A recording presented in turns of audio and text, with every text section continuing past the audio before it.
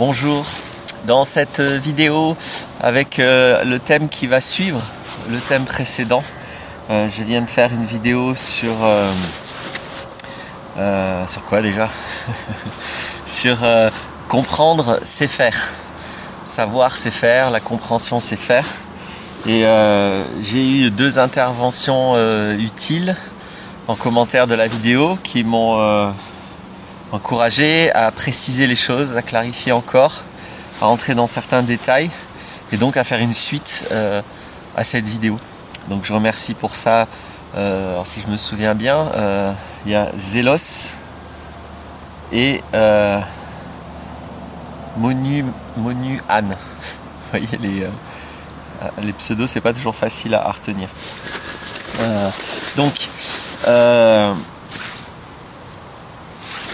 Vous pouvez aller voir les commentaires sur la vidéo précédente, comme ça vous verrez exactement les échanges que nous avons et qui sont peut-être pas terminés. Et puis ça sera du coup agrémenté de ces précisions-là.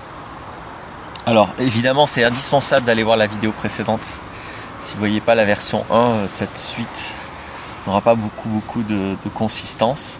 Donc je ne vais pas recommencer le discours, à la base c'est juste que j'exprimais... en fait voilà, je vais revenir sur ce que j'exprimais.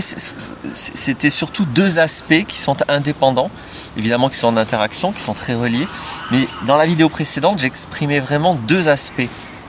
Le premier, c'est que pour moi, donc c'est pas du tout quelque chose que je cherche... dont je cherche à vous convaincre, c'est pas du tout quelque chose que je pense être une vérité, je pense pas que tout le monde devrait penser ou faire les choses comme ça, mais je témoigne que pour moi, ce que j'appelle compréhension, ce que j'appelle intégration, ce que j'appelle savoir, ce que j'appelle connaissance, pour moi, ça implique le faire.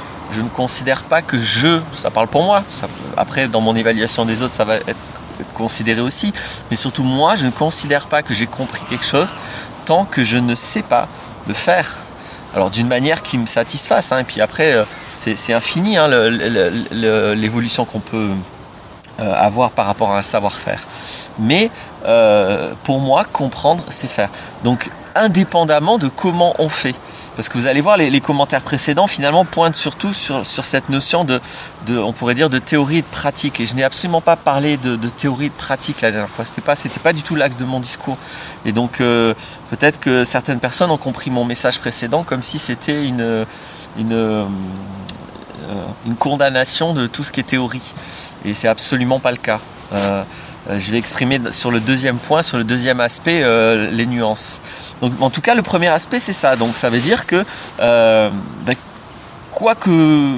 quelle que soit votre manière de faire, si pour vous, d'abord, il y a besoin d'une démarche très théorique, de récupérer plein d'informations, plein de ce que j'appelais des captations intellectuelles, avant de faire, j'ai rien à redire à ça. C'est juste que pour moi, j'aurais validé que vous savez vraiment faire les choses, que c'est un savoir, une fois que vous l'aurez aussi fait. Pas seulement une fois que vous aurez compris intellectuellement. C'est une considération personnelle. Et le deuxième aspect, qui est très important, et je ne veux vraiment pas placer les choses en termes de théorie versus pratique. Ce n'est pas du tout mon discours. Mon discours, ça serait plutôt ce qui est en référence interne et ce qui est en référence externe. C'est-à-dire sur quoi je vais baser mes actions. C'est surtout sur ça. Parce que... je ne voudrais pas que mon discours soit pris dans le sens qu'aucune théorie n'est intéressante jamais. Et qu'aucune inspiration extérieure et qu'aucune référence extérieure et qu'aucun conseil extérieur soit utile jamais. Je n'ai jamais dit ça, je ne pense pas ça. Ce que j'ai exprimé, c'est que pour moi, le mental revêt toute sa pertinence et toute sa puissance après l'expérience et pas avant. C'est tout ce que j'ai exprimé dans un contexte d'évoluer. Et c'est vrai que j'avais posé surtout la notion de changement extérieur, de changement intérieur justement, et j'étais déjà dans la suite de ma phrase. Alors que je vois que souvent mon propos a été interprété vis-à-vis, parce que c'est aussi ma responsabilité, j'ai donné l'exemple d'un vélo, donc vis-à-vis des choses extérieures qu'on va faire. Mais c'est vrai que pour moi, les savoir-faire les plus importants, ce sont les savoir-faire internes. mes compétences relationnelles, mes compétences émotionnelles, mes compétences à utiliser l'outil mental. C'est vrai que c'est surtout ça, moi, qui m'intéresse de changer, de transformer. Non pas que le reste ne m'intéresse pas, mais pour moi, le reste va découler de ça. À partir du moment où moi, j'ai réussi à changer suffisamment pour être suffisamment libre, suffisamment clair avec ce que je veux, etc. Après, mes réalisations extérieures vont assez couler de source. Elles sont très importantes, mais elles restent secondaires. C'est-à-dire que pour moi, elles viennent après. Donc c'est vrai que je place toujours dans... C'est mon a priori personnel, là encore. C'est très actif pour moi de se changer soi-même. De se comporter autrement que comme on se comportait avant, etc. etc. Donc c'est vrai que c'était aussi mon a priori, hein, d'évoquer ces changements-là. Et c'est vrai que c'est ces changements-là que je vois, j'ai parlé de psychanalyse, j'ai parlé d'analyse, que je vois coincés très souvent, parce qu'on reste dans un système auto-validant de tout ce que l'on pense de nous, de tout ce que l'on pense de bien dans le monde et dans la vie, et pour soi-même, et de notre histoire, et etc. etc. Donc c'est effectivement assez complexe cet ensemble, mais la nuance que moi je voulais apporter, c'est que donc quand j'agis, il y a deux approches, et je dis pas qu'il y en a une bien, il y en a une mal, c'est pas mon propos. Je dis il y a deux approches, c'est important de les distinguer. Il y en a une qui se fonde sur mon expérience, c'est-à-dire j'ai fait l'expérience, donc j'ai une connaissance, et je pose une action basée sur ça. Là, je suis en référence interne, sur mon propre savoir-faire, sur ce que je sais déjà, et j'agrandis, je fais évoluer ce que je sais en me lançant dans une nouvelle action, une nouvelle expérience, mais qui se fonde sur ça. Et deuxièmement, il y a l'expérience, il y a l'action, la décision qui se fonde sur un conseil, sur une consultation extérieure. Donc là, je vais être en référence externe. Donc ce qui compte pour moi, c'est plutôt cette conscience de est-ce que j'agis en référence interne ou en référence externe. Et puis là-dedans, il y a une autre nuance, c'est que donc ça ne va pas être un système double, ça va être un système triple, parce qu'il y a aussi l'ouverture totale. Je me jette dans l'inconnu. Je fais l'expérience et dans un lâcher-prise le plus entier possible. Et donc là, j'ai pas tellement ni de référence interne ni de référence externe. Alors j'ai toujours mes références internes, c'est moi qui agis, donc c'est toujours le moi avec toute mon expérience avant qui agit. Hein. Donc c'est vraiment une nuance là. Hein. C'est pas, on pourrait caser ça dans ce que j'ai dit tout à l'heure en parlant de références internes. Mais je voulais le nuancer. Après, encore une fois, les mots que vous mettrez, vos propres nuances, ce sera votre importance. Là, moi, ce que je veux dire, c'est pouvoir exprimer toute la richesse qui est importante pour moi et qui fonde mes décisions, mes actions, mes réflexions. Et puis tout ce que je suis. Donc voilà un peu les trois nuances, c'est-à-dire que quand j'agis, il y a certaines circonstances où moi j'aime bien y aller quoi. Je préfère me confronter à la réalité sans trop me préparer, sans me rassurer, sans spécialement de sécurité, parce que j'ai l'expérience que l'énorme avantage de ça, c'est la découverte. Et à la fois la découverte de ce vers quoi je m'ouvre, mais aussi la découverte de moi, de comment je vais m'en sortir dans cette circonstance. Et est-ce que je vais créer des choses nouvelles ? Par exemple, j'ai appris la guitare comme ça. J'ai jamais pris le moindre cours, j'ai jamais suivi le moindre conseil, j'ai jamais regardé, à l'époque ça n'existait pas internet où je pouvais aller consulter des vidéos, tout ça. J'ai pas lu le moindre livre, j'ai pris ma guitare, d'ailleurs au début je l'avais mis à plat sur les genoux et je jouais comme ça la toute première fois. Après j'avais quand même déjà vu à la télé des gens qui jouaient de la guitare, j'ai essayé l'approche plus classique. Mais par exemple voilà, et puis je vais pas vous faire la liste, mais plein d'autres expériences comme ça, où là, j'ai trouvé important de me jeter dans le vide et d'être sans théorie du tout, sans préparation intellectuelle. Voilà. Après, je prône pas ça. Je veux pas prôner une pensée unique et je veux pas créer une idéologie de ce qui serait bien, ce qui serait mal. Je dis juste, cette approche a ces avantages-là, l'avantage d'être dans le plus de découvertes possible. Il est bien évident que l'approche qui est complètement autre, qui va consister à m'informer, prendre des références, savoir comment les autres font, prendre des cours, etc. avant de faire l'action, elle peut avoir l'avantage d'être très préparée, de peut-être avoir moins de surprises, de peut-être avoir moins d'échecs possibles, donc plus d'efficacité, plus de productivité, etc. etc. Les inconvénients, c'est que vous appliquez ce que les autres vous disent d'appliquer. Voilà. Donc ça réduit toute la dimension de découverte, de créativité, la dimension d'expression de ce que vous êtes en tant qu'être unique. Donc évidemment que si ce que vous recherchez, c'est une forme d'efficacité, c'est une forme de confort, de sécurité, de se positionner sur ce que d'autres ont déjà fait, l'approche qui va consister à être en référence externe va être la plus intelligente. Et c'est celle qui va le mieux répondre à ses attentes et à ses besoins et ces critères-là. Évidemment, si vous voulez vous découvrir le monde, créer et être libre de toute influence, c'est évidemment l'expérience autre qu'il va falloir faire, c'est-à-dire être en référence interne et pas être en référence externe.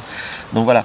Donc entre la référence interne qui consiste à se baser sur mes propres expériences et évoluer depuis mes expériences, l'expérience autre qui est de lâcher prise totale et je me jette et même je me prépare même pas, c'est-à-dire je fais pas des petites expériences similaires vers une plus grande, etc.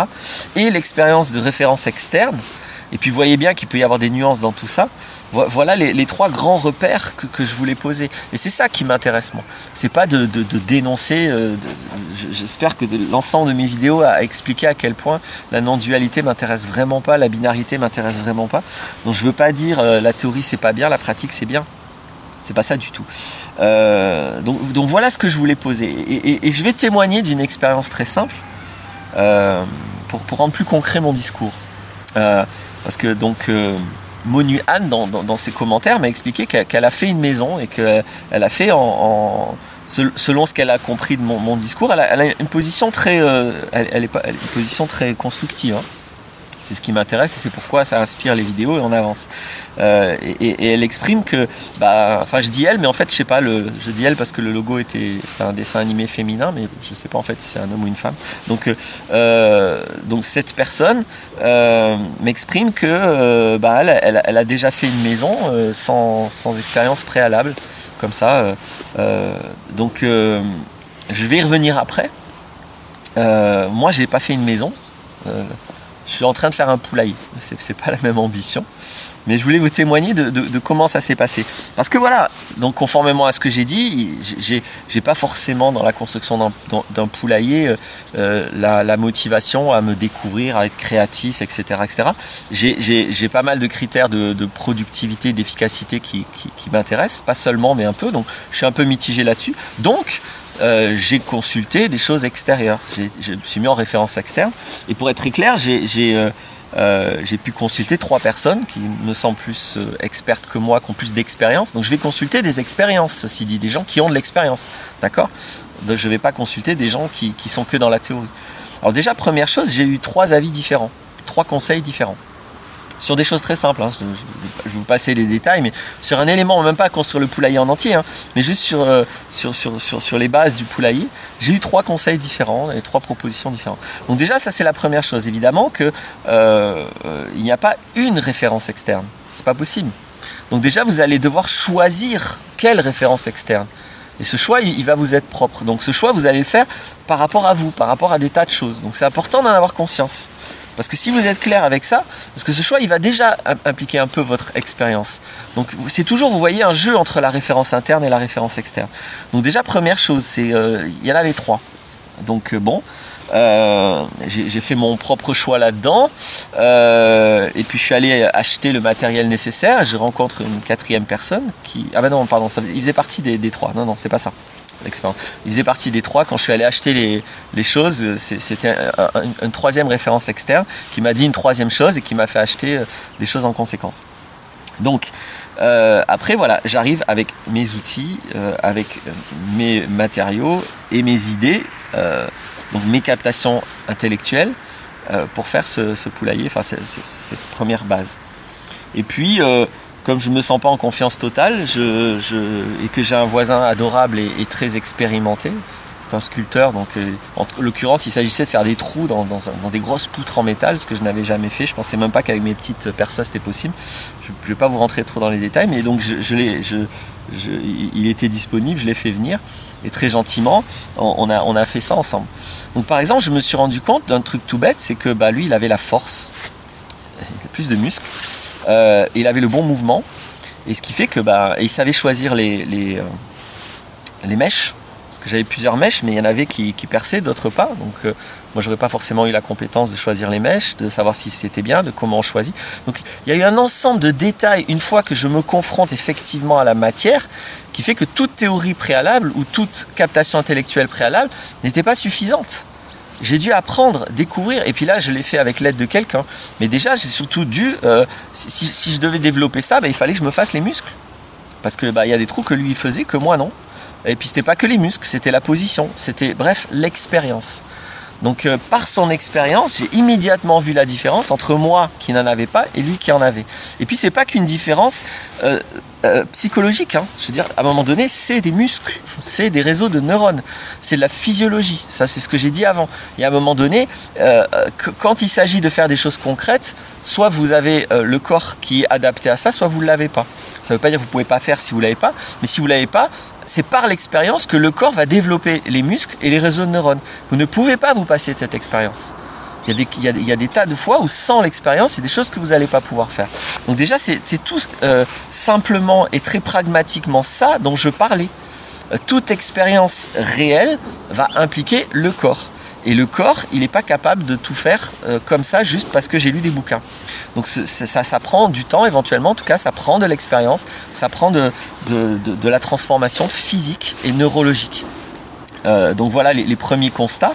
Et puis évidemment, la solution finale pour faire cette porte de poulailler n'a correspondu à aucun des conseils que j'ai jamais eu, et même pas le tout premier conseil de ce voisin, parce qu'on a été confronté, je ne vais pas rentrer dans les détails, à des problèmes, à des limitations physiques, etc., de la forme des poutres, de la forme du truc que j'ai acheté, qui fait qu'on a dû inventer, on a dû créer, et lui qui était créatif, il a eu une idée que j'aurais peut-être pas eu si j'avais pas eu l'expérience, etc., etc. Donc je rentre comme ça dans des détails d'exemples, pour vous montrer que, bien sûr que si je réfléchis rapidement comme ça, avec mon système auto-validant, je vais me dire non mais attends, c'est vachement mieux d'avoir d'abord la théorie, de bien bosser, et puis voilà, et là on a compris, et c'est suffisant. Faites l'expérience pour vérifier. Et voilà pourquoi à la fois je dis, je n'ai compris qu'après avoir fait. Là, pour moi, maintenant je peux dire que j'ai compris comment faire la porte que j'ai faite du poulailler, avec le matériau que j'avais, avec les moyens que j'avais. Maintenant j'ai compris. Mais jamais, jamais je considérais, vous considérez ce que vous voulez, que j'avais compris avant. Jamais. Je veux faire, je veux réaliser, et c'est uniquement là que par humilité, moi, je considère que j'ai une connaissance. Tant que je n'ai pas réalisé, je ne considère pas que j'ai une connaissance. Même par souci de précaution. Peut-être que dans certains cas, ma compréhension intellectuelle va être très très proche de ce que j'ai finalement réussi à réaliser. Mais pour tous les cas où ça n'est pas comme ça que ça se passe, pour tous les cas où il va y avoir des divergences, par humilité, et je veux considérer que je ne sais, que je n'ai la connaissance et que je n'ai intégré quelque chose qu'après l'avoir fait. Donc voilà pourquoi comprendre, c'est faire. Maintenant, vous voyez aussi qu'indépendamment de comprendre, c'est faire, vous voyez qu'en termes de référence interne et externe, donc ce qui compte pour moi, comme je l'ai dit dans la vidéo précédente, c'est pas de dire il y a certaines approches bien, certaines approches pas bien. Ce qui compte, c'est d'être clair avec le fait que certaines approches vont favoriser la productivité, l'efficacité, mais aussi la répétition. Je fais comme les autres, donc il y a un côté pensée unique et un côté reformatage. Et d'autres approches vont favoriser la créativité, la découverte, voilà, du coup la connaissance de soi, la connaissance du monde, non pas par un axe qui a déjà été abordé par d'autres, mais par un axe éventuellement nouveau, par le mien, va favoriser aussi en fait mon individualité, mon altérité, mes critères, ma façon d'être au monde qui n'est pas la même que les autres. Donc c'est ces deux critères qui vont devoir être considérés. Donc c'est surtout ça que je voulais exprimer, mais ça reste indépendant du fait que dans tous les cas le mental accède à la mémoire. Après justement sur ça, je voulais finir en précisant, parce que donc la personne qui, je reviens à elle, disait qu'elle a fait une maison, elle me dit j'ai pu voir, donc apparemment elle a consulté beaucoup de documents, où je fais cette hypothèse.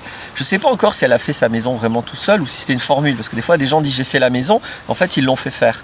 Donc ça vous pourrez suivre dans les commentaires parce qu'elle aura des témoignages intéressants. Et mais ce que je voulais dire là, c'est que donc elle a fait une expérience. Regarder quelqu'un faire quelque chose, c'est pas une captation intellectuelle.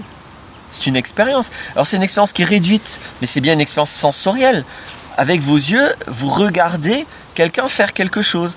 Et c'est effectivement une manière d'apprendre. Alors elle est réduite par rapport au fait de faire vous-même. Donc c'est une expérience réduite, mais c'est une expérience. C'est pas une captation intellectuelle, c'est pas de l'abstraction. C'est très concret de regarder quelqu'un faire quelque chose. Si vous regardez quelque chose que vous n'avez jamais vu avant, vous avez des découvertes sensorielles. Donc attention aussi à pas faire un clivage que je n'avais pas fait. Il ne s'agit pas de tout ce que vous faites avant votre action et que je dis qu'il ne faut pas rien faire et qu'il ne faut pas se préparer. Je ne parlais pas de ça. Moi, je parlais de captation intellectuelle. Donc, je distinguais la captation intellectuelle abstraite de l'expérience concrète. Regarder quelqu'un, c'est concret. Voilà. C'est limité. C'est pas pareil que faire vous-même, mais c'est déjà un apprentissage. Et comme je lui ai exprimé déjà, là, vous pouvez aller voir la vidéo sur l'altérité et les différences mémorielles. Après, bien évidemment que regarder quelqu'un qui fait une maison, par exemple, en l'occurrence, qui regarde une technique de fabrication, regarder une vidéo, un documentaire, une explication, un tutoriel sur ça, ça ne va pas du tout avoir la même intégration, les mêmes conséquences pour quelqu'un qui a une mémoire visuelle, voire une mémoire visuelle photographique prépondérante, donc une mémoire visuelle très puissante, que quelqu'un qui, comme c'est mon cas, a plutôt une mémoire kinesthésique. Donc ça aussi, c'est très important. Quand on parle d'expérience, cette expérience dépend de chacun. Pour certaines personnes, certaines expériences vont être beaucoup plus source d'apprentissage et d'intégration et de compréhension que d'autres expériences. Pour quelqu'un qui est très visuel, le fait de regarder va déjà être une source d'inspiration relativement conséquente. Quelqu'un qui est auditif, bon, quand on regarde, souvent il y a du son aussi, mais en tout cas quelqu'un qui, comme moi, est plutôt kinesthésique, donc qui a besoin de faire l'expérience, c'est sûr que regarder, ça va être beaucoup moins source d'apprentissage et d'expérience. Je vais personnellement, pour apprendre, pour intégrer les choses, avoir besoin surtout d'expérimenter. Encore une fois, c'est déjà une expérience de regarder, ça me fait me ressentir des choses, et puis je ne suis pas aveugle non plus, je comprends quand même des choses quand je regarde, mais ce sera beaucoup moins efficace dans mon cas. Mais dans tous les cas, là, nous sommes dans l'expérience. Donc je disais juste, distinguer la captation intellectuelle de l'expérience sensorielle, quelle que soit l'expérience sensorielle. Je ne disais pas qu'il ne faut pas de théorie, je disais juste que l'approche théorique a des avantages, a des inconvénients. L'approche sans théorie, voire en se lançant dans le vide, a d'autres avantages, d'autres inconvénients. Et donc c'est dans cet ensemble-là que je vais pouvoir construire une connaissance vivante et une connaissance vraiment consciente. C'est ça que je voulais exprimer. Et indépendamment de comment vous faites, voilà, j'assume mon vocabulaire qui est de, pour moi, comprendre, pour moi, connaître, pour moi, savoir, pour moi, avoir une connaissance. C'est uniquement quelque chose qui se construit dans le faire, dans l'action. Voilà. Je vous remercie. J'ai ma voisine qui vient, qui me tend quelque chose. Je vais voir ce que c'est. À bientôt. Au revoir.